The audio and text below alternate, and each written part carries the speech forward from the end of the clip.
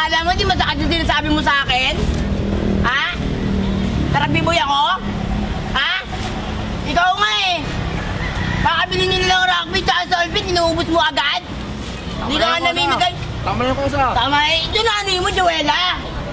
Kumukuha sa akin ng rugby, yung nagpapaalam sa drawer ko, kinukuha, wala akong palag. Anong hindi matitira sa akin? Di wala nga kami makain. Tama na yan, tama na yan. Tama na yan.